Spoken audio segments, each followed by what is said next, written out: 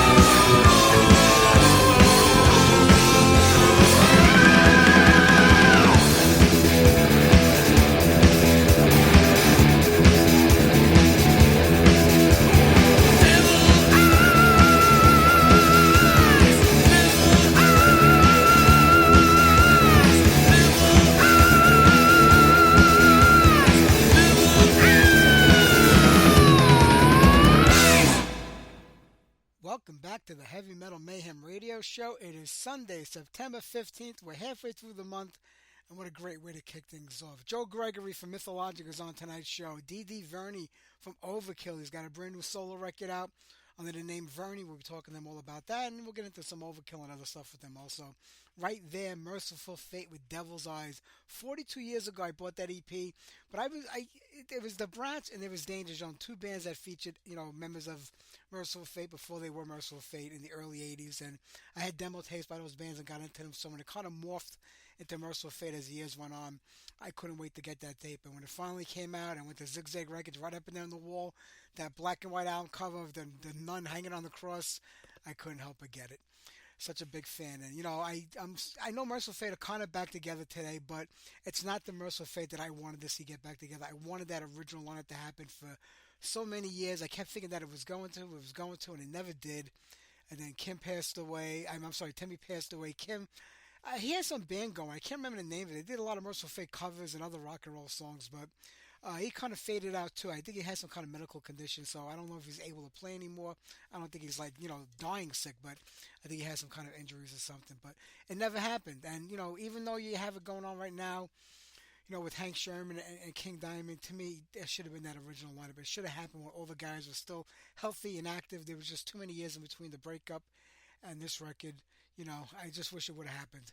But it didn't, so what are you going to do? Will they have sold more tickets with the original lineup than they're doing now? No. They would have sold the same amount of tickets, and there's just more money for Hank and King. So I guess that's the way it goes. All right, let's get back to the music. How about some Taste of Iron? Bloody Axe.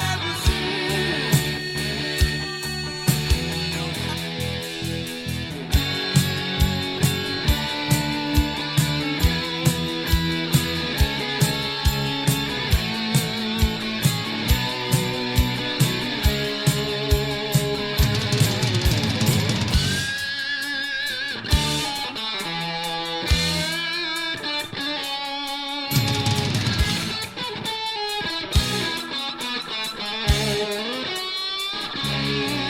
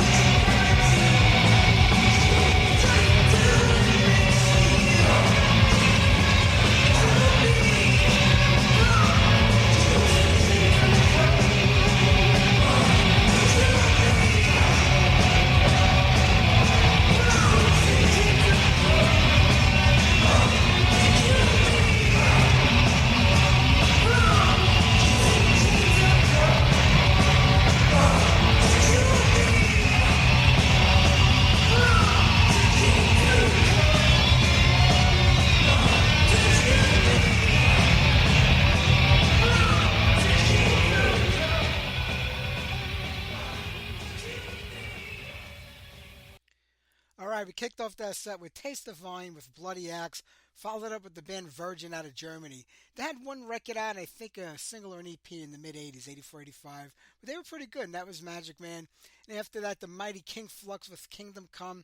I absolutely love this band with Richie Stotts. I remember the first time I saw them was opening, I believe, for Manowar at Lemoore East, maybe 84, 85. In that time frame, I'm not exact. As I get older, the years get further and further away, and you don't remember as well. But they just killed it. Richie was one of the founders and guitar players for the Plasmatics, and this band was just phenomenal. I mean, they only had the single out, "The Man with the X-Ray Eyes," I believe. I have that 7-inch somewhere in my record pile. That's all they ever released, and there was a demo tape that was recorded. Joe Bouchard from Blue Oyster Cult, I think, was working with them on it. His brother Albert was playing drums in the band at the time. And it was like a mixed lineup. So many people coming and going in that band in the short time that they had. But if you get that was this song was off the demo tape, so that's one of them. But I think there were another 5 or 6 songs on there. But they really should have done more. We had Richie on the show maybe 10 years ago. T.C. Tolliver, the drummer for the Plasmatics. I became good friends with him when he was working with Joe Hasselvander. And T.C. called up and said, "Hey, how about I come on there with Richie and we'll talk about the Plasmatic days." And it was a great interview and a great time talking with them both. So I got to reach out to Richie again, just get him on here alone, because he was a really talkative guy. When you have 2 or 3 guests on at one time, you kind of want to split things up and ask everybody a question, and you don't really get to like the details or the in-depth interview that you want. So maybe I'll reach out to Richie and get him on here. All right, how about we do one more song, then Joe Gregory from Valkyrie. I know you got to put the SA in front of there now, but it's just Valkyrie to me, and his newest band, Mythologik. We'll talk to him in a few minutes. So how about we do, let me see here, what do we got left? Yeah, we got enough time for that. So we'll do an SA Valkyrie song. Let's do a Reign of Violence, and then we'll wait for Joe to call in.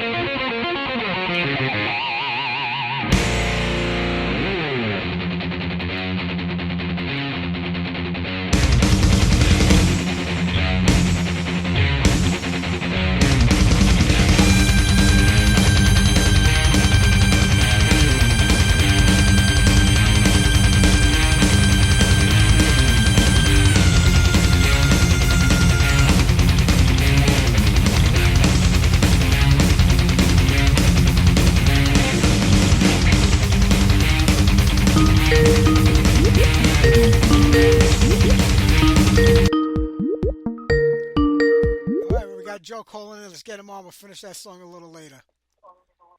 Hey, Joe, this is Mike. How are you, buddy? Hey, brother. How you doing? I'm doing great. I was just looking at my shows from years past, and it was exactly 5 years ago tonight that you won here with Scott. Yeah, I saw that, and I was like, holy shit, what a coincidence, man. I know. I mean, it's, I know there's a word for it, but I just can't think of it right now. But it's glad that you're back on here again, and I'm more happy because, this whole Mythologik thing really took off. Awesome. I'm glad you like it, man. Oh, I absolutely love it. And how did it all come about? I mean, we'll talk about Valkyrie. We'll get to what's going on with that a little later. But, Mythologik, it's been about 2 or 3 years now that you started this band? Yeah, actually, last year, because we, Brian Eckerman, he and I started it with the EP initially, and then put that out last year, and then we put out Blood in the Sky this year, the full-length album. Wow.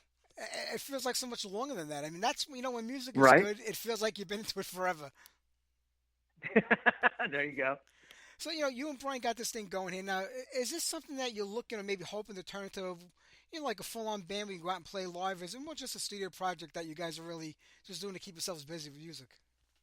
Yeah, initially it was that. But now that, we'd love to, but it's going to be a little bit of an endeavor to actually make it into a live, performance with different musicians and everything.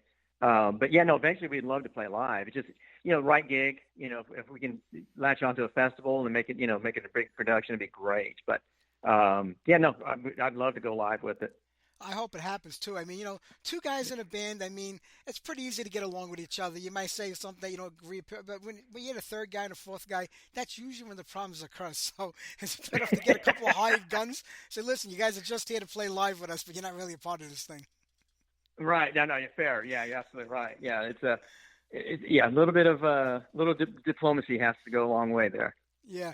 So was this something that Brian was working on, and then he had you in mind for it? How did it all come about that you got involved with him on this Oh, band? yeah. No, what I did is, because Brian is prolific, man. Dude, that dude puts out music all the time. He is always busy. His solo stuff's great. His other band, Scars of the Flesh, excellent.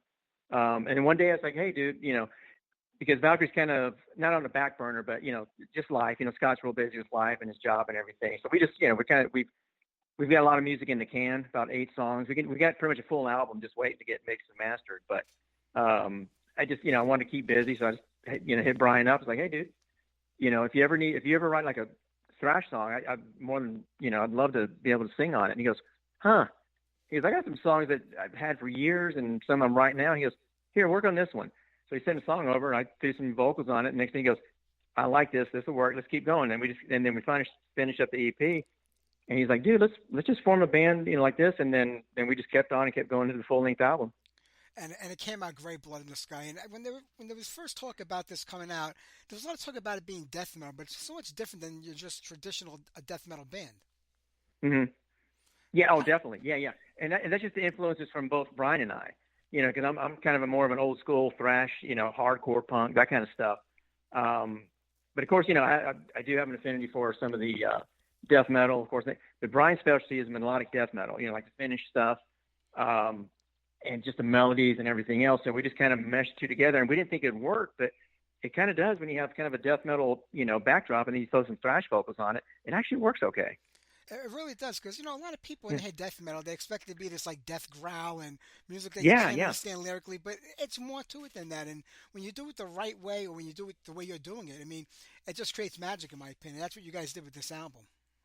Oh, dude, thank you so much. Now, coming from you, that's a big deal. I appreciate that. And that's what we're kind of trying to aim for was, hey, let's just try something different. Let me try, because I can sing, I can scale it out if I need to with the vocals. I can hit the high notes.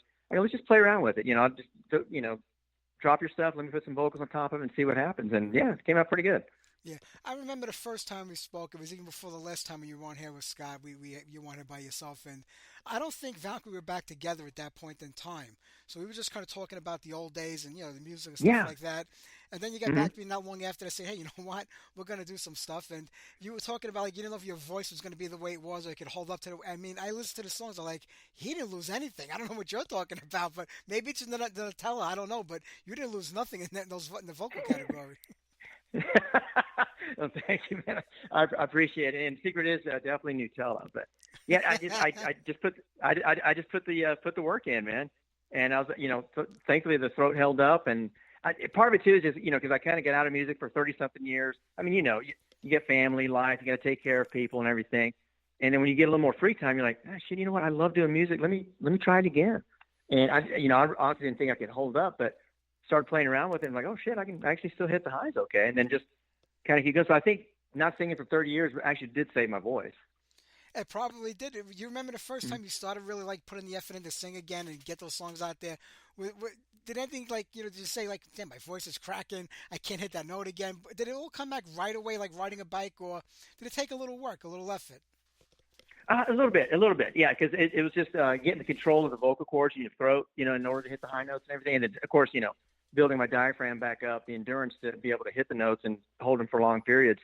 It just took a little bit of work. Yeah, initially, I was chasing the dogs out of the neighborhood on the first few tries, and then just kept at it, and then I think it was okay. And then it started, it wasn't as much effort as it was initially. And I'm like, okay, I think I can get this. You ought to give those lessons to Perry Farrell, because they said the reason he's so aggravated and angry that he's fighting with the band members because they're playing too loud for him and he's screaming instead of singing. Yeah, I saw that. Yeah, that was. I'm telling you, dude. Old guys on stage, man. We're cranky fuckers, man. I know. That's it. We're swinging. I know, but I'm watching these two fighters trying to fight in there, and it just reminded me like these two fat kids in the playground that are swinging their hands in the air like flailing, trying to land the punch on somebody. Like these are like the two least toughest guys in the world, even though they give you the impression that they are. And it's usually the guys that aren't that tough that'll kick your ass and knock the shit out of you. Oh, dude. Oh, yeah. We would have got tired of watching them just get winded. I mean, yeah, the way they're, yeah. Yeah. I was like, I got to sit there between you and Scott one day, like up on stage, and you're playing too loud for me, just like going off on him or something like that, That would be a Oh show. man. Oh, Right, right. talking about Valkyrie, Yeah. I'm trying to say maybe 2, 3 years ago, you guys were scheduled to play a festival. I don't know if it was Legions of Metal or another one, and Yeah, yeah, you in kind Chicago. In you kind of Chicago. Yeah. you kind of had to back out because of band reasons. And after Yeah. that, I felt like the band kind of like just fell off the radar after that. So what happened with the band? Sure, sure. A little bit, yeah. And a lot of it too, because we were gung ho. Scott and I were 100% in. It's like, man, we're all right. This train's going to start rolling again. In 2019. Then 2020, we're starting, and we played a couple of shows in San Antonio and in Austin for the Vakken Metal Battle Fest because we were trying to shoot for the gold. And then talked to Bob, the promoter and the creator of Legions of Metal, and he's like, yeah, we want you guys up here. I'm like, oh, badass. Then COVID hit and just took the wind completely out of our sails. Yeah. So then that year, of course, the show got canceled. Then the next year we tried again, and just we thought we had the band members, and it just unfortunately didn't work out. The guys couldn't make it. It's like you said, it's kind of the problems you run into with two main band leaders, and then you get trying to bring on hired guns, that kind of thing. So it just didn't work out, and we had to cancel that show. And then doing that, I think I don't say blackball, but I think it kind of left a little bit of a blemish on us that these guys aren't ready to play live yet. And I don't blame them. I would have thought the same thing dealing with us. And then just things like I said, life. Scott got real busy with his with his kids, his life, work. So it just kind of we'd already put the music in. Like I said, we got about 8 songs, almost a full album in the can. Just need to get them mixed and everything, and then released. And then playing live, like I said, I'm keeping my chops up with Mythologik. He's doing, of course, he's a professional musician, so his chops are always stellar. It's just a matter of right thing comes along, then definitely. But eventually, yeah, I'd love to do the Valkyrie stuff live too. So I'm hoping both bands will be able to do some gigs here in the near future. I hope so. That would be fantastic. And, like what you're saying, leaving a blemish or a black mark, this is just a common thing that happens with almost every band today, especially bands that have reformed after so many years. Yeah. It's like you said, everything's, there are commitments. There's family, there's work, there's jobs. Sure. It's not like when you were 19 years old and you can say, yeah, let's just pile to that van and crisscross the country and $10 in our pocket and we'll just do the best we can. There's more involved in it right now. So I think everybody, even the promoters, understand that. Yeah, it's not really a blemish. It just happens. Shit happens. And, it was coming out of COVID where everything was turned upside down. The whole world, never mind the music business. But shit like that happens. I mean, you know what you got to do? Like me, I remind my kids at least once a week, even though they're adults now with their own kids, that they've always been a burden to me. That way they don't bother me about anything. So I never have to worry about that stuff. But you do it in a nice way, so it's awesome. Yeah, it's just like in a little nice way, like, so there's, okay, well, at least, we know where we stand with that, So you got to remind them of that. That way, when something goes wrong, you say, that's because of you guys. I couldn't do it because of you guys. That's, that's the way it is. But I'm sure it'll come together. But the fact that you have all those songs reeling and ready to go for the next record, that's a great thing. So, do you have to look to start to put a whole new band together around you and Scott when it does come time? Basically all we need is just a rhythm section, just a bass player and a drummer.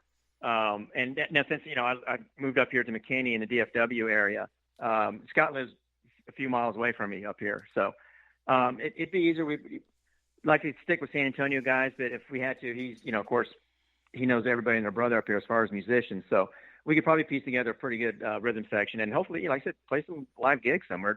That'd be a lot of fun, man. Absolutely. Now you're a little further up north in Texas. I have a band interview called Oceans of Slumber. They're from the Texas area. And he was telling me that there's no music scene in Houston at all. I'm like, how can that be? He goes, there's no music taking place in Houston. I said, when Joe comes on, I got to ask him, is Houston really a wasteland for music?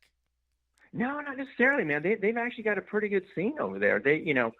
We got guys up here in the DFW area that complain about the scene up here just because everything's so damn far apart, because where we live is over more in the northeast part of DFW, and most of the metal action, everything's taken off over in the western part, like Fort Worth, Arlington, that area. And in Houston, you got Oceans of Slumber, great band. You got Hellstar, of course, when they do play out there, great band. And a lot of guys from here, they travel down to Houston and play, several weekends a year. They love it down there. I think this guy was just pulling my leg. He's probably saying I'm talking to some Yankee from friggin' New York. Let's just, he don't know what Texas is anyway. He probably never crossed the border of Pennsylvania. Right. And I'll be honest, like you said, it's very prolific up here. Like I said, more in the Arlington, Fort Worth, that area. They get a lot of venues that play heavy metal shows all the time. But still, probably the most active scene is definitely San Antonio and Austin, specifically San Antonio. Metal bands every freaking weekend play down there. Yeah, I know it was a great scene. You're just thinking of all the bands that came from that area, including yourself back in the day. And also, I've been watching Austin City Limits for the last 45 years on TV, so I know there's a lot going on up there.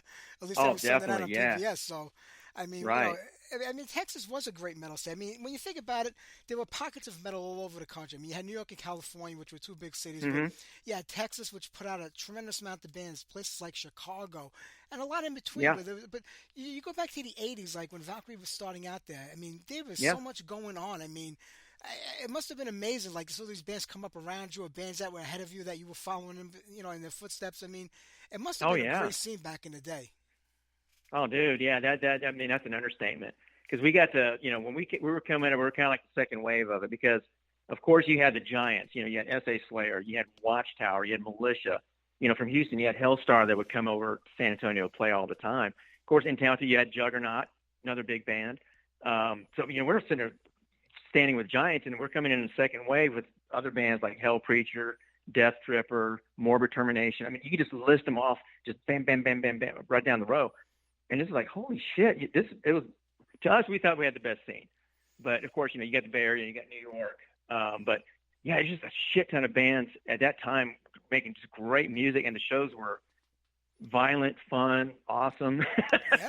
You name it, man. It's fantastic. All that without the internet to help you out either. So how do we do it back exactly. then? It's so much harder today. It's crazy. Yeah, I mean, we, ours is, word of mouth, and of course, record stores. We had Hog Wild Records in San Antonio, which was a big, big contributor to the underground scene. So, each city kind of had their own little record store, and that's how you spread the word, man. And then just flyers, man. You're, pasting parking lots of flyers and going from there. True.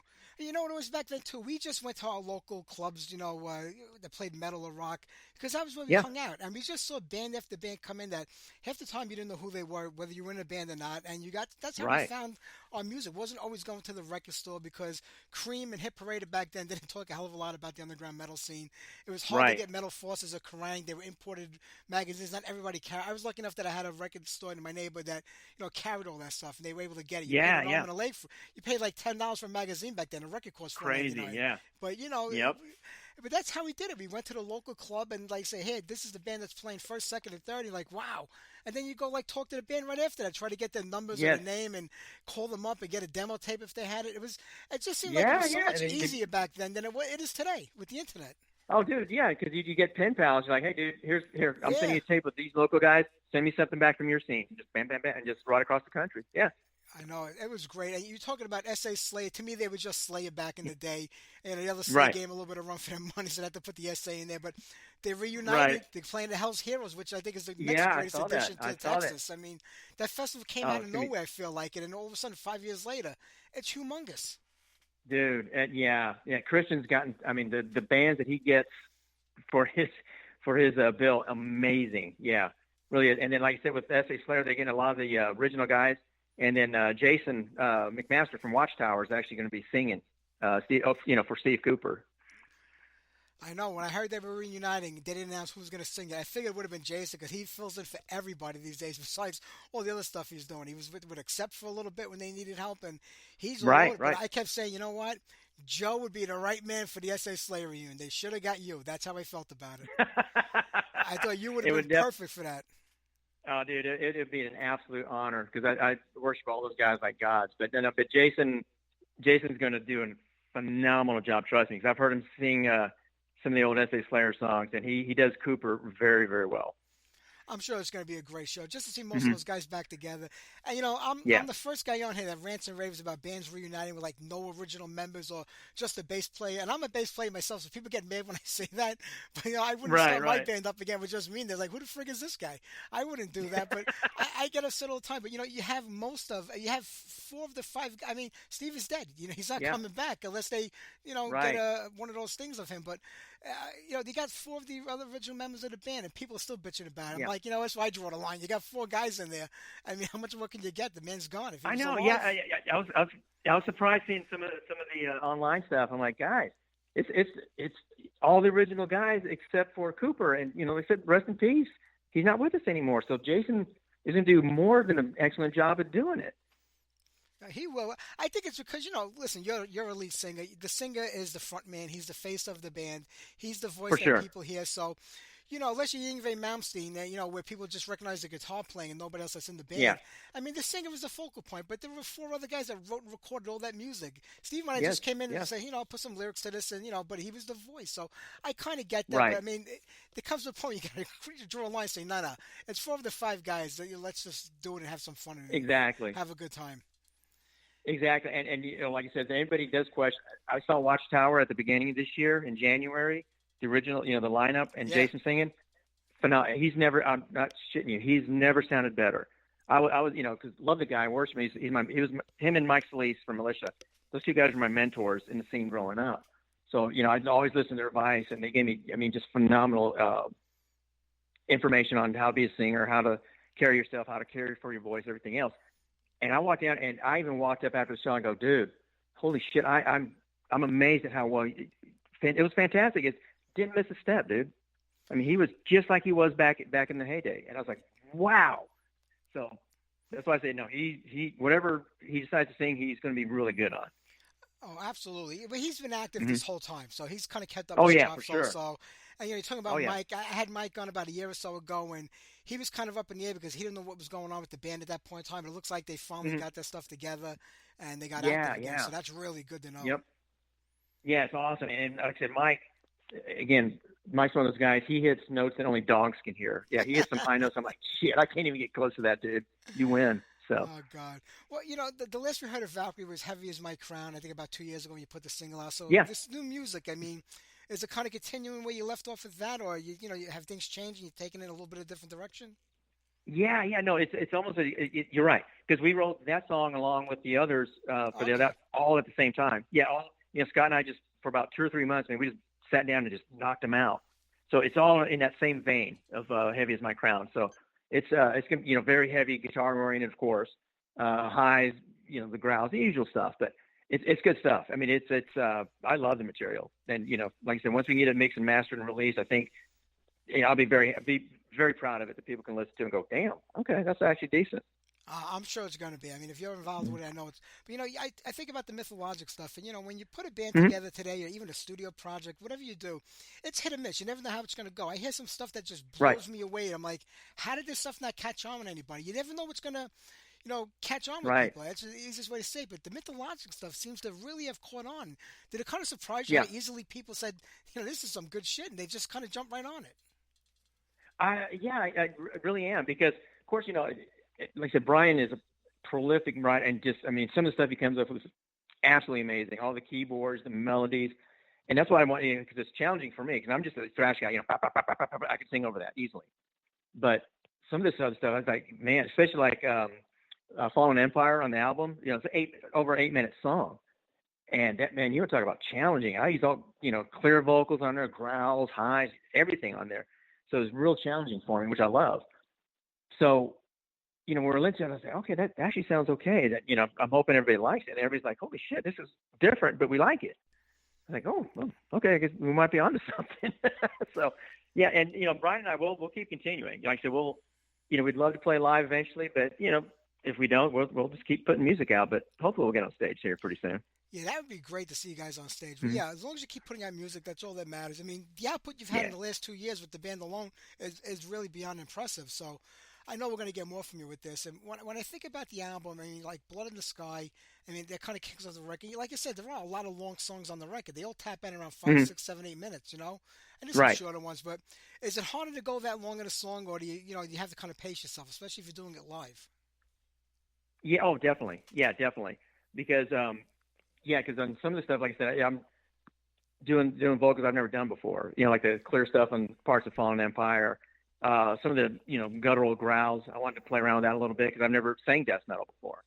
And then my usual thrash stuff and the highs and everything. So, yeah, I definitely have to pace myself because, Valkyrie song I can pretty much do with my eyes closed, no problem. But the Mythologik stuff, I have to, and just the timing changes, and then it just, very progressive stuff.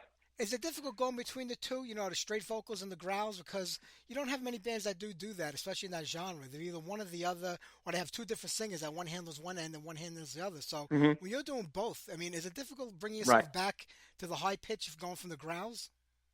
Oh, definitely, definitely, and that's just a matter of putting in the work and the practice, and then that, of course, if Brian says, "Hey, man, we got a gig in several months," I'm like, "Oh shit," then I got to get my ass in the booth and start working to get my endurance up.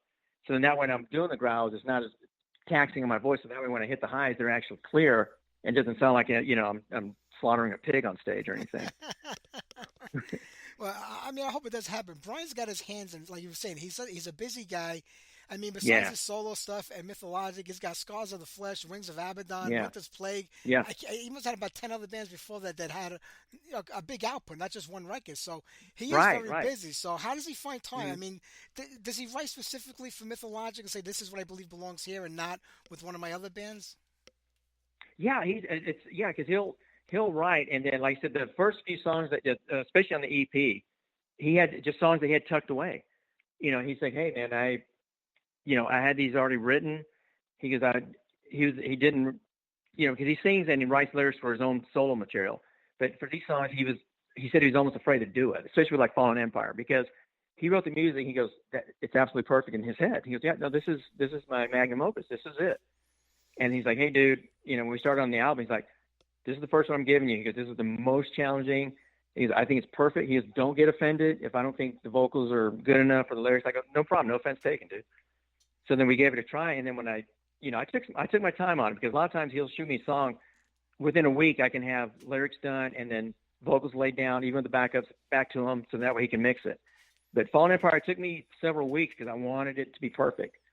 So when I sent it back, he goes, "You did it." He goes, We're gonna include it." I'm like, "Oh, sweet." But these are songs that he's had tucked in his arsenal for years, dude. And then like Scorched Earth and Lord Depths, those songs on the album, he just wrote those just right on the spot, because he was like, okay, now he had in mind how Mythologik should sound and how our music should be. So he goes, all right, I'm gonna start writing a couple songs, and then that's, like I said, Scorched Earth was the first one. He goes, "Here, this is a Mythologic song." And I go, "Yes, it is."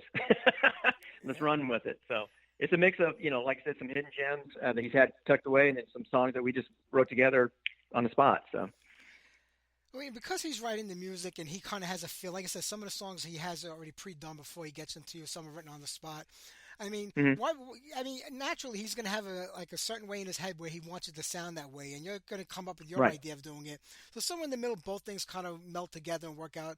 But yeah, isn't taking criticism part of being in a band? I mean, as long as it's done the right way, it's not like, well, you suck. It's like, we got to tinker with this or change it around a little bit. How much can you take Oh, from for somebody sure. before you say, you know what, I'm just going to give you a smack and kick your ass? No, thankfully, dude, I've got the patience of a monk when it comes to. I'm super humble when it comes to music, because again, I know what the artist or the writer is expecting to hear, and then I'm trying to get that from them. But and Brian even admits, he goes, "Man," he goes, "I wrote this song," and he goes, "and your lyrics and vocal patterns are completely different than what I had in mind." He goes, "But it works, and I want to use it." I'm like, okay, cool, let's do it. And and a lot of times, of course, I have to do takes on, if I hit a high note, I break or something. He's like, "Dude, all right, can we, do that? Or on this phrasing, can you try it this way?" Like I said, his critiquing is probably the nicest I've ever seen on the planet, but it works. And Scott's the same way. Scott's like, "Hey, dude, can we look at this part right here and then try to do it this way? Your voice is, your vibrato's just a little off, or is getting a little weird on this part of the song." I'm like, "Okay, cool, no problem." And then do a retake, and dude, I even do it to myself. I'll listen to it and I'm like, "Hey, I want to try this part again. I can sing that better. Trust me. I'm going to send you the vocal track. If you want to add it here." So. Was it hard for you to adapt to technology? Because, like most of us, we come from an era where when we were in a band, you played together in Mhm. the same room, you went to the studio together to record at the same time, and you were able to kind of bounce things back and forth off each other right then and there to make a song take shape. Where today, a lot of bands just can't get together. So whether it's because they just don't have the time or they're from different places, so they swap files back and forth and make it happen that way. Mhm. Was it easy for you to kind of adapt to that way of recording music?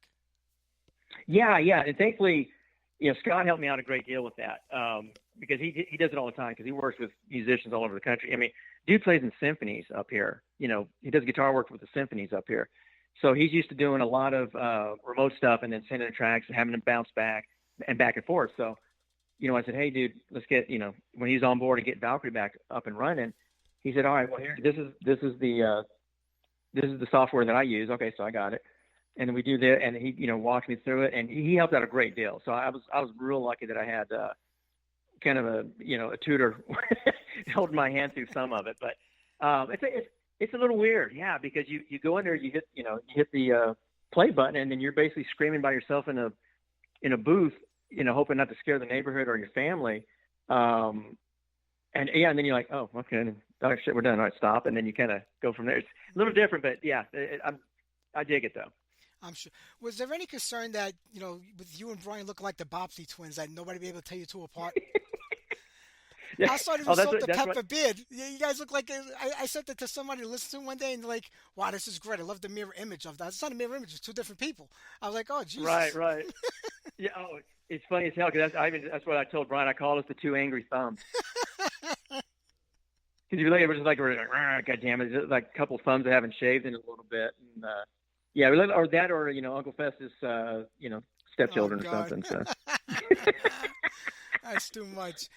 Joe, I'm going to let you go in a couple of minutes because I want to play a couple of songs. I stopped playing Rain of Violence because you were calling in. I want to get that back on. Oh. I got the next guest waiting in the wings, and I mean, it's always a pleasure to talk to you, but when the next record comes out, you come on here, we'll just have you on, we'll do this all over again. I mean, what a great job on this album, man. I absolutely love it. And, you know, I'm hoping the way you got, I'm knowing next year probably going to get a new Mythologic, the way you guys have been writing and recording. Yeah. And I think, well, yeah, definitely. Yeah, I want to put at least one more. If we can get these final songs for Valkyrie out with Scott, I'll be happy. And if we can play live, that's just, you know, gravy. Mythologic, yeah, Brian and I are going to be continuing. Yeah, we're going to keep putting as much music out until we just can't do it anymore. I'm glad to hear that, Joe. Listen, buddy, it's a pleasure to talk to you like always. I know I'm taking a trip to Texas, I think, next year with my wife, like a 4-day weekend. If I could work my way up to the Dallas-Fort Worth area, we got to get together. Hell yeah, dude. Yeah, you call me anytime. I got a place for you. You got it, buddy. I'm looking forward to it. All right. You take care, Joe. Brother. It was great talking to you. You too, man. Bye-bye. All right, buddy. Bye. All right, you know what? Let's finish playing Rain of Violence. I got to stop where we left off. I hate to continue it in the middle, but we'll get to something right after this.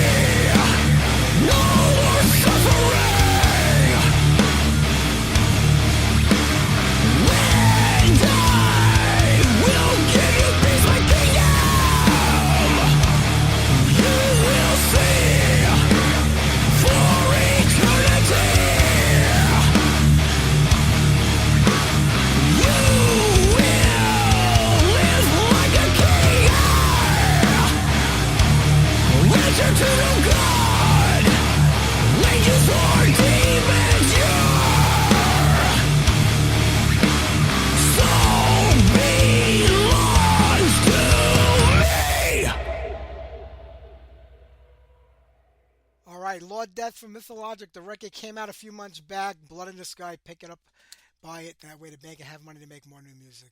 All right, we gotta get to DD in about 10 minutes or so. Enough time to get on some requests and a couple of more tunes. Christian wanted to hear Mystique this week. I still haven't seen that documentary that they made. I have to try to get a copy of it. I figure by now it'd be up somewhere, but I gotta look around for that. But here's Black Rider.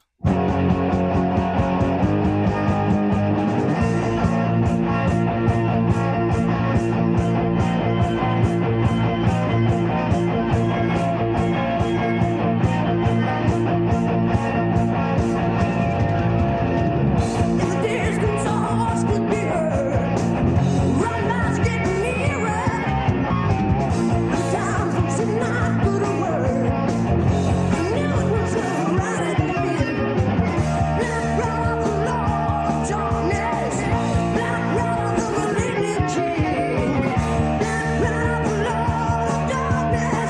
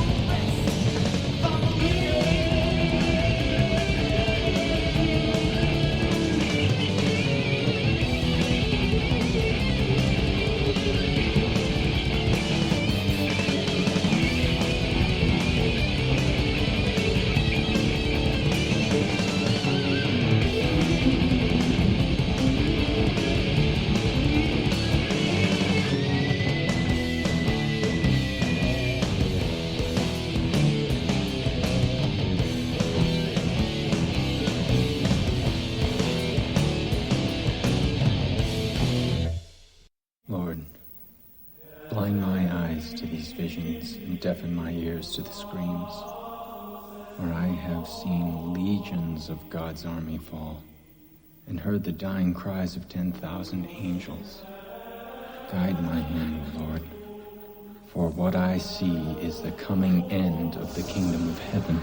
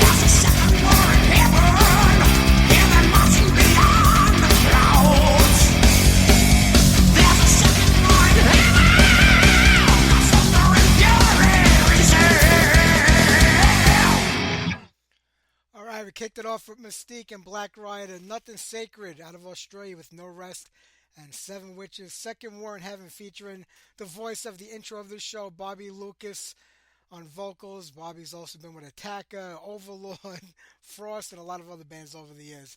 Love my Bobby. All right, let's get on some classic Overkill. Talk to Dee Verni. Then we're going to call it a night here on the Heavy Metal Mayhem Radio Show. Here you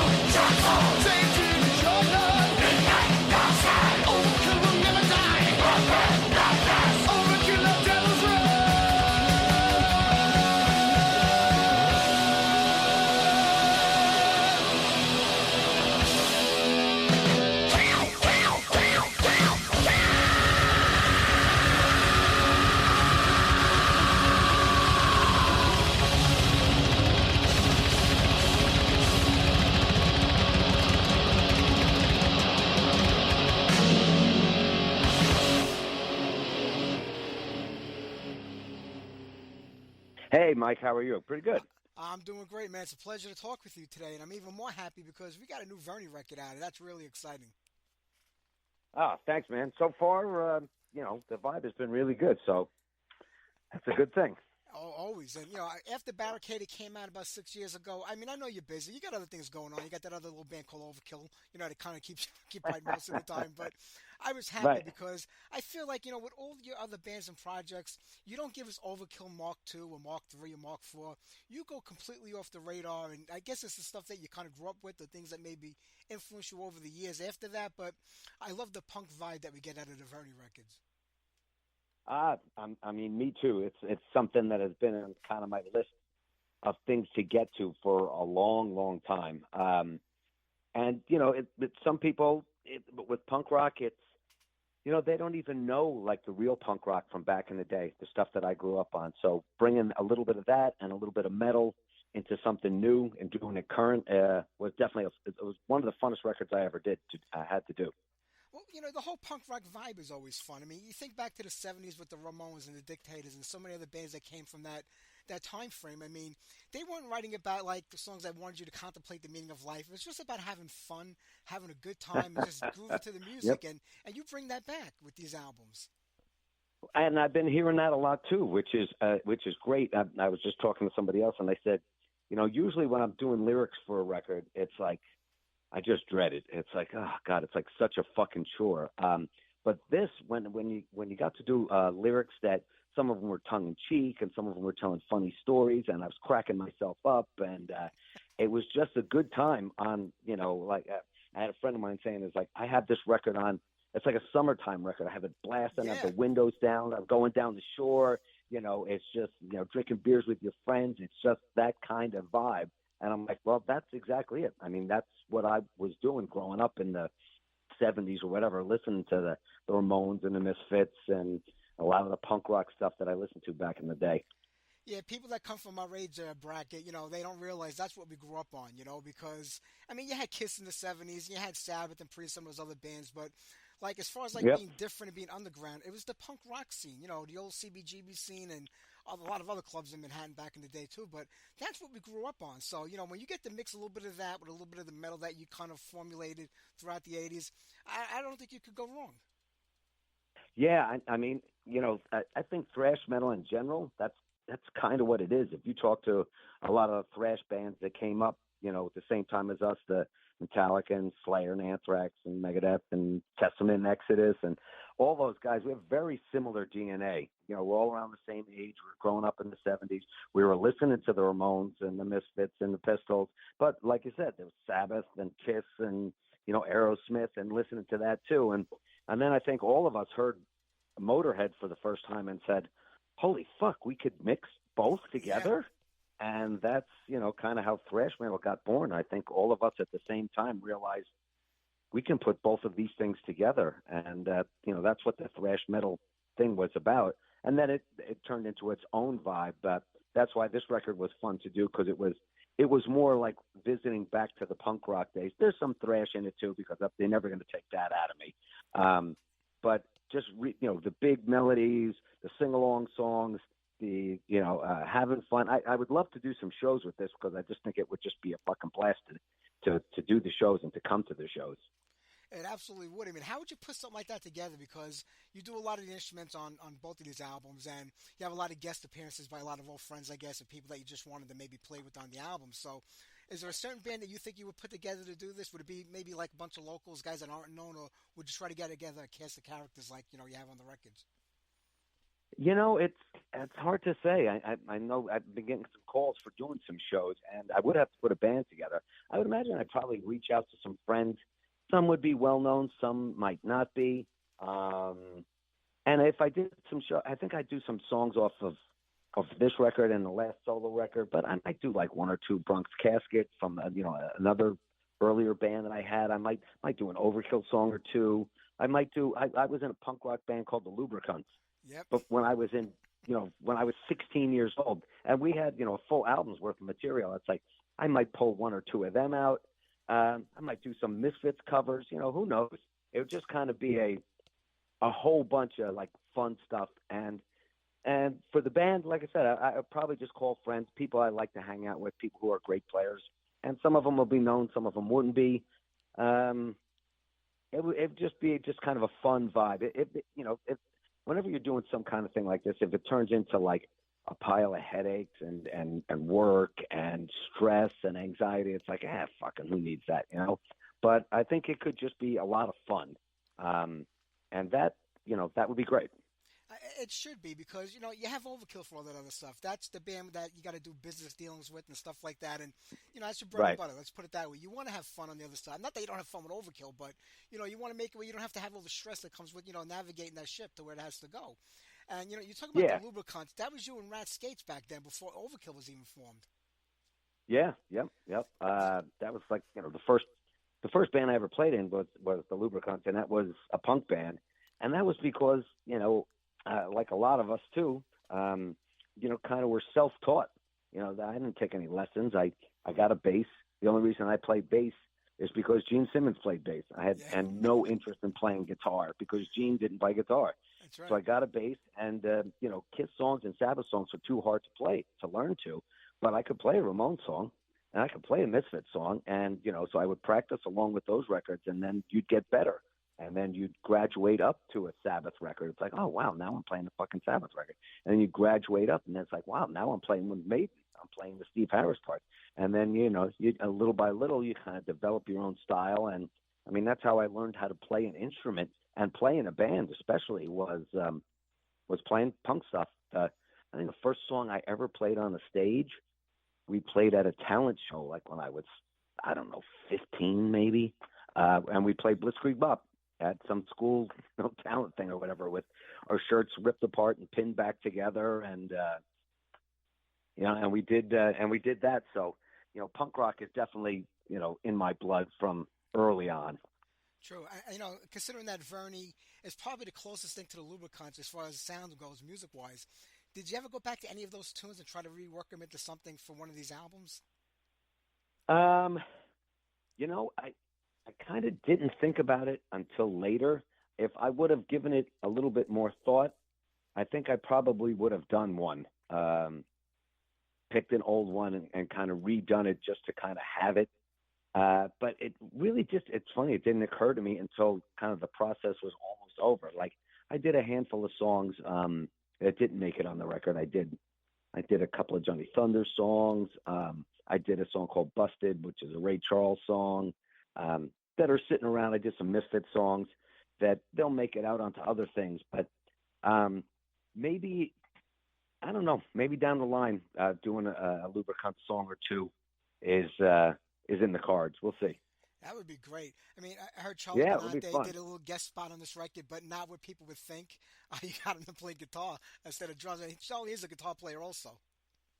Yeah, and a really good guitar player. But I knew for this one, on my last record, I had a lot of shredders, like great players, and they could play anything, let's face it. But I was looking to kind of get outside the box a little bit on some of the solos, and I was driving in the car, and I heard SOD on the radio, and I said, oh, yeah, I forgot Charlie played a solo on the SOD record. So I called him up and said, would you be up for this? And I sent the song over. He loved the song. I wish he had more time. I would have had him do more. I mean, he killed it. The solo's great. He loved the way it turned out too, and he's got punk rock in his DNA too. We're similar in that way. So that was great. True. I mean, as a kid starting out, like you said, you got into the punk rock scene because it was easy to start playing as a bass player. And I get that. We all kind of have been there, people that were self-taught and looking to learn an instrument. As time went on, like, when did you say to yourself, I want to get serious about this. I want to make this, what I want to do for a living. I mean, when does it go from being like a kid playing in a band just to get up on stage and have some fun, have a couple of drinks, meet girls, to saying, hey, I think I can make a whole career out of this? Or was that even an option back in the late 70s, early 80s when our scene really wasn't even developed yet at that point? I think probably the thing that maybe put it in your head a little bit is when we first started Overkill, we were growing. Like every gig, the first gig we played, it was whatever, 60 people. Then there was, 100 people. Then there was 200, and then there was 500. Then and then the years go by. You're doing it for a couple of years, and it's like, wow, we're playing to, more and more people. Now there's 800. Now there's 1,000 people. Now we're doing 2 nights at Lemore's. We still don't have a record. And then we got signed by Megaforce, and we went over to Europe for our first tour. We had our first record. We were doing pretty well locally, and we had the record with Megaforce, and we went over to Europe for the first time with Anthrax. I was in Anthrax, and did really well over there. And I think probably right then is when we thought, maybe we can do something with this, because it was growing. We never really had a period where we kind of went backwards. The band was always a little bit more, then the next record was a little bit more, and the next record was a little bit more. So it wasn't the kind of thing where we got huge and then really fell off. And it was kind of always like a growing thing for us.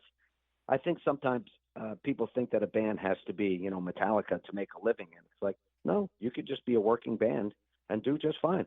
And we've had a whole career of doing that, making your own rules, going and playing when we want to play for as long as we want to play, shorter tours, longer tours, picking your own things, making your own rules. And it's been pretty great. True. I mean, the COVID years were tough for everybody in the music business. Bands weren't able to get out there for a while when they were. Tours were much shorter.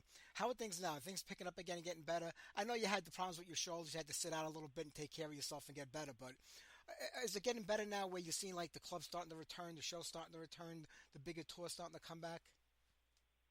I think some, for us, we kind of decided a long while ago that we weren't going to do the long tours that much anymore. Everybody started having families and wanted to spend some time. So we kind of put in the Overkill books years ago that we would do 3 weeks on and 3 weeks off, so we could spend time at home with the family and kind of keep somewhat of a normal life. And I think that's what's kind of kept us going for so long too. There's no burnout factor or anything like that because it's just short enough. And Overkill, we really do run like a family business. I've known Blitz forever. All the other guys in the band are, they're like family. They're my best friends. All the guys in the crew, and the girls in the crew in Europe and in America, we have the same guys all the time. When we get together, it's like, hey, it's a great feeling. And so as long as we're having fun and it's that kind of vibe, we'll keep playing, as long as we possibly can. But for us, I don't know that it's really changed all that much because we've kind of kept the same thing that kind of works for us for a long time. True.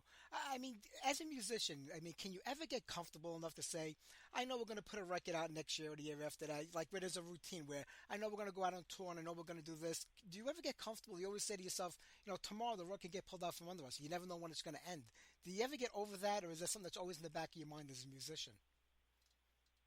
I think you get over it at some point. I don't know it for a long time. I would say probably into my 50s was before I got that feeling where I was like, all right, I'm secure enough with this. I know that we'll always have a deal.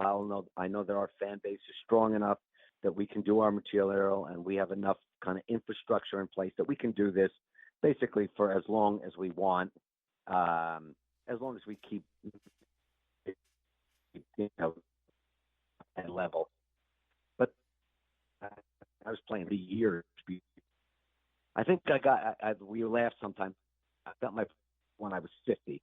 I turned 50 years old. I got my first tattoo because I thought to myself, fine, so I can have tattoos now because I'm never going to have to sit in the chair. And my wife's like, that ship sailed a long time ago. And I'm like, well, somewhere in my mind, I'm thinking now tattoos are, everybody has tattoos, but back in the day, it was like if you were covered with tattoos, you couldn't get a real job. And there was somewhere in the back of your head, I think as a musician, I was like, is that going to have to happen for me? Am I the bottom going to fall out? It happens, so it takes a long, I think it does happen, but it just takes a long time. True. One of the things you did a few years back that I absolutely loved was the Cadillac Band. You brought rock and roll and big band together. Was that something that was always an interest to you? Was it something that you kind of came into like later on in life? Oh, that has been on my bucket list for a long time. And that was again, that was a COVID record. The Overkill record, this Verni solo record, and that Cadillac record, I wrote all during COVID. I have a studio here at my house. It was locked down every day, so I'm in the studio every day, just writing and creating. It's the most time I think I've ever had. So I got to get to a lot of things, and I'm actually working on a new Cadillac record right now that is, I think, maybe the best shit I have ever done. I mean, I'm listening back. We're doing the mix right now. I'm listening back to the mixes, just going, holy fuck. I mean, it is a whole nother step up from that record. I had an amazing horn arrangement guy out in L.A. and had some great players from Paul McCartney's band and the Eagles and some horn players from Rod Stewart's band and the drummer and the bass player from Setzer's band. And it's just an amazing group of guys. So that's going to be out, I don't know, sometime next year. I would think something like that. But that's something I absolutely love. And that is definitely something I will keep pursuing. You'll see more and more of that next year for sure. Oh, I hope so. I mean, I remember in the 80s when the Stray Cats came out, people were like, what the hell are these guys doing? They're like, 3 decades removed from that.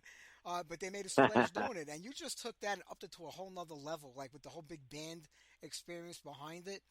And, as somebody who grew up with this music in the house as a kid, I always kind of listened to it besides everything else. And one thing I love is that you're not trying to appease like the Overkill fans by saying, well, the Bronx Cats Company they might be into, the Verni stuff might be into. You just do what you want to do musically.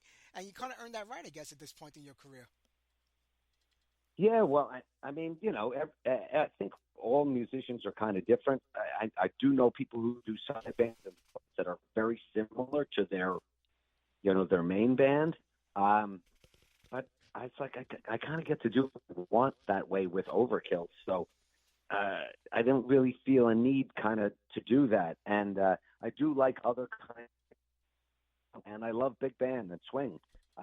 So that was, I also people think I'm nuts that I was involved with the music for years ago, and I was writing a lot of songs for musicals, and I've become this big musical fan where I'm, listen, I can't wait for Wicked to come out on Thanksgiving, and I'll be playing Phantom in my car or Les Mis, and I'm like, how the fuck do I like this? I don't understand, but you like what you like, and as a writer, as a songwriter, you're listening to music that inspires you, and you want to jump in and kind of make your own twist and make your own songs with that kind of thing. And, the Overkill fans, I was actually stunned when I put out the Cadillac record, how many Overkill fans loved it. I was like totally shocked. I got emails from all guys in bands like, this is the coolest shit. I was like, really? I thought I was going to be out on an island by myself, but there was a lot of people really digging it. So it was great to get that feedback.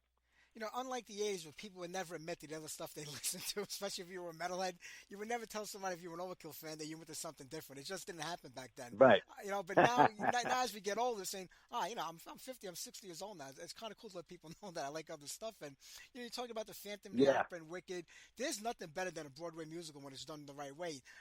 I thought I read somewhere that you were working on one or something like that. Did that ever happen, or did I just misread that somewhere? No, I did. I was involved with one for maybe for probably maybe 2 or 3 years almost, and it was really an awesome thing. It started off as just a small project. It was called the Bronx Casket Company. It was about a vampire love story kind of a thing, and we had some songs from the Bronx Casket records, and I wrote a whole bunch of other songs. But I had amazing people involved with the project. I had a musical director that had worked on The Wiz, and the director for the show had worked on Sophisticated Ladies, and he had worked on The Wiz as well. And I had the producer for the show had done, Say Goodnight Gracie, and it was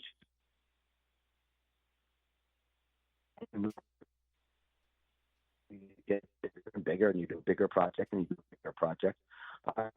And then all the way up till we were doing showcases for producers to maybe send it on the road or put it up off Broadway with the idea to Broadway at some point. I think that's routine things take on. But then when you got to that level and the money people started getting involved, then the whole thing, the dynamic kind of changed, and I saw the real business side of things where it's like, well, they're going to put money into this. Now they have says into what goes on as far as the content in the show, and we don't like this, and we do like this, and all these hands in there.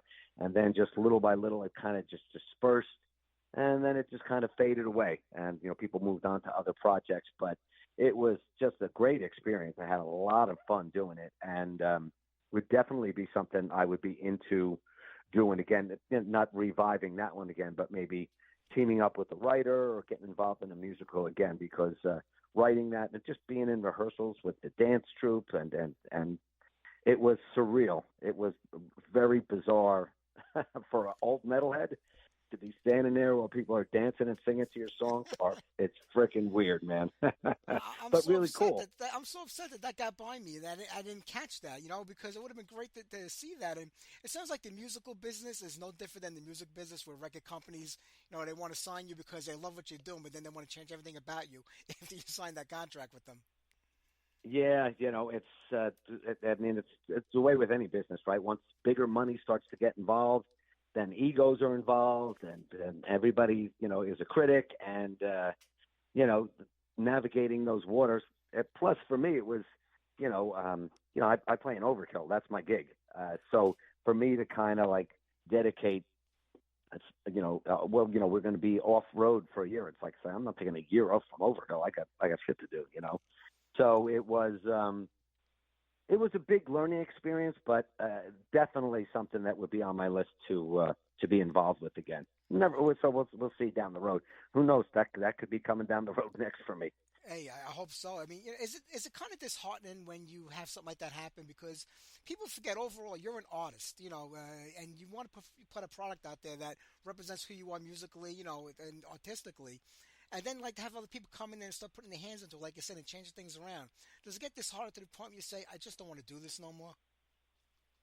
I mean, I guess it can be. But I think, like, in the music business, it's probably like actors, too. I mean, if something doesn't work out, it's like somebody, not liking your song. Like, I don't like that song. It doesn't mean the song's bad. It just means for their taste, they don't like it.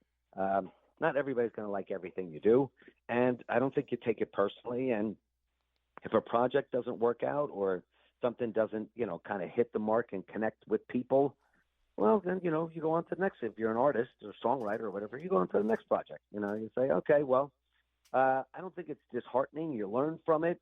You take the experiences that you get from that, and you kind of bring it to the next thing. And that's the thing about material too. It's like, all the songs from that musical that I did, they're all recorded. They're done. They're sitting there, to be reworked or reused on something else. And, good material, good stuff never goes away. You can always kind of keep it and push it into something else. So I don't really kind of see it like that. I see of it more as all the positive parts that came onto it. And like I said, I'm lucky that I have my hands in a lot of pots, so I get to just kind of move on to the next thing. I think if you were doing that and it kind of burned out and then you were kind of done, then I think it could be. I think it could be a little disheartening because you're not on to the next thing. Yeah, I can imagine. I mean, you've been writing music for 40 years. Do you sit down and specifically write for a specific project or a band, or do you just write as you go along when things come to you and you say, well, I could put that here for this, I could put that there for that, and this is an Overkill, this is a Bronx Casket, that's a Verni. How do you work your writing? Yeah, it's more like that. I mean, I'm just, I'll be in the studio, just kind of hanging out, playing along with the guitar or whatever, and I'll be like, oh, that's kind of cool, and I'll record that, or humming into a tape recorder or humming into your phone, and it just kind of collects stuff. And after, I don't know, maybe, a year goes by, a year and a half, you kind of put it all in the computer and you kind of review it and you see where you're at. Sometimes it's like, well, I only have maybe 3 Verni songs. But, I have 8 Overkill songs because it's been longer between records. So, it's time to work on an Overkill record. So I'll just kind of, at that point, I'll just kind of bear down and say, all right, let me take this, and it's just Overkill record, and I'll just kind of put the blinders on and be working on that. And then more time will go past, and, because you just did the Overkill record, you kind of used up all your good stuff. Then the other stuff starts to build, and you're like, oh, look at this. I got another whatever. I got another 6 songs. That's close to a record. But maybe it's a Verni record, and then you kind of just bear down on that. So it's just like writing stuff all the time, and then when you kind of put the blinders on and say, all right, I have enough to put a record together, then that's when it's really fun. You get to really focus on, all right, let me take all this stuff and kind of direct it into being a record. True. And even though Overkill is always known as a thrash metal band, I mean, you guys have had your ups and downs over the last 4 decades. Musically, the 80s weren't the 90s, the 90s weren't the 2000s, and you kind of went with everything going on, and you kind of fit into what was happening. And, Necroshine and Bloodletting are not, Feel the Fire, and they're not Scorched. So, I mean, are you influenced even within Overkill from decade to decade as the music scene changes and the music around you changes and what you listen to changes? Does that affect what you're writing as Overkill, or do you say to yourself, we're still who we are, we just, kind of like, move the ship in a different direction each time? I think it does because, I mean, for me, I'm always inspired by other records and other bands. So as things have come along, through the years, I think it just inspires you. Like, and I don't know if it changes what you do because there's still times when I'm writing and it's like, that's an Overkill riff. That's an Overkill riff. We have our identity, but I can remember, through the years. I remember when Pantera first came out. It was just like, man, this band just had something that was just inspiring. That made you want to fucking go. I'm gonna write a song even better than that. That would make you go like that. I remember, and then later when Machine Head came out, I used to feel that way. At least their records, I go, fuck yeah, it just fired you up a little bit, and then. Later on after that, Volbeat Records really got me fucking hopped up where I'm like, this band is just fucking great, and so I'm always looking for stuff to kind of inspire you to kind of do even better than you did on the record before, because you want to compete with them now, not just with your last record, but it's like, I want something that's as good as that, as inspiring as that, and I'm always buying new records, listening to new records. I don't have, people think because I got my hands in a lot of different things and I do a lot of different projects that I have a lot of different musical tastes. I don't. I like metal. I like punk rock. I like big band stuff, and I like musicals. I mean, mostly outside of that, not too much. I can't fucking stand hip hop and rap. I just can't frickin' take it. Pop music, not so much. R&B, no, not so much. Motown, not so much. None of those things are really on my turntable. I'm not like I love all kinds of music. I mean, I kind of do in a way, but, you like what you like. And but in the genres that I like, I'm always listening, and looking for new stuff.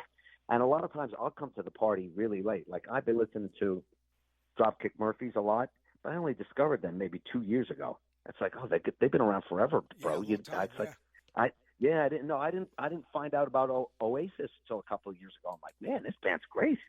And they're like, they're done. They're broken up. I didn't have. They just weren't even on my radar, So I'm always looking. Sometimes I come to the party a little late, but I'm always looking and listening for new music and new stuff to inspire me. That's important. Well, if you got like $8,000 lying around, you could always go see Oasis in London next year, in the balcony, because they got back together to do a few shows. Yeah. And they charge like an arm and a leg for tickets. But Didi, when you write, I mean, I know because you have different projects, like you said, you can kind of separate how you're feeling at each group that you're working with and what you're doing. But when it comes to writing for Overkill, I mean, is it a combination of writing for yourself and then writing for the fans? Because you know what an Overkill fan expects. So do you have to kind of think about what they want to write for them? And you say, well, I'm the songwriter of the band, and, whatever I give them is going to be what, Overkill is to me. So how do you go about that? I think it's more like that. I said, I can't think for them. I think any band that does that is making a mistake because, the record companies used to think that fans are stupid. You just could feed them what they want. And it's like, I've learned through the years that they are not fucking stupid. They see through that bullshit in a second. I mean, if you could just make a formula song and make it work, everybody would do it. And the fact is that I think the fans can sniff out when you're not being authentic.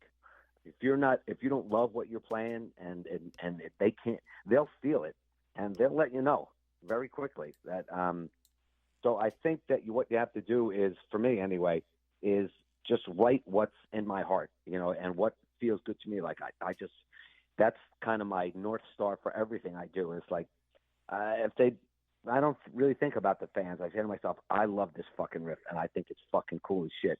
And if I love it, maybe somebody else will love it, rather than saying, oh, I know Overkill fans will love this, because I don't know that they will. You know what I mean? It's just guessing. I was like, I don't know what they're going to fucking like. I think you have to write for yourself.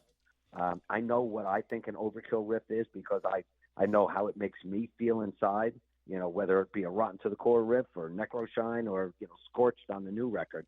They feel like Overkill songs to me.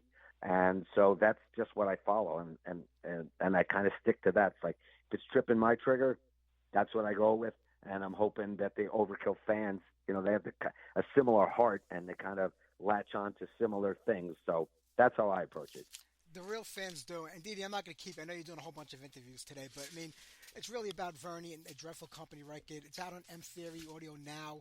I mean, I hope you can put something together, especially locally. I'm in Staten Island, so I'm only a hop, skip, and a jump away from Jersey. So I would love to see that live, and definitely the Cadillac. Overkill I say every year, so I want to see that in the Cadillac Band next. So I hope you got something cooking in New Jersey with these two guys coming up this year next. We definitely, I think probably for both of those, there'll definitely be some stuff. So keep your eyes open, and probably locally. I don't know. Maybe, it's funny, we were talking about maybe doing something over at Stone Pony, and then we realized Overkill has never played the Pony. Wow. Never. 40 years of living in New Jersey and playing in Jersey clubs, I have never played the Pony. That's the landmark so club freaking band. Weird. Yeah. It's crazy. You have to make that happen. Well, get there with Verni or the Cadillac Band.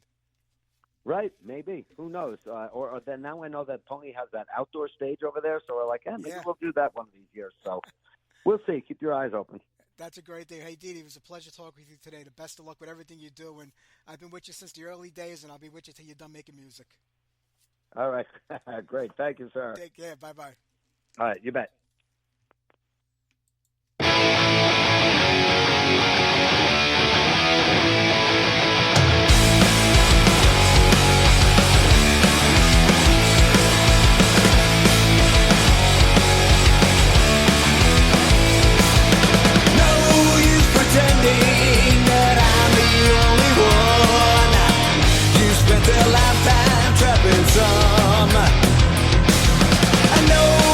Pretending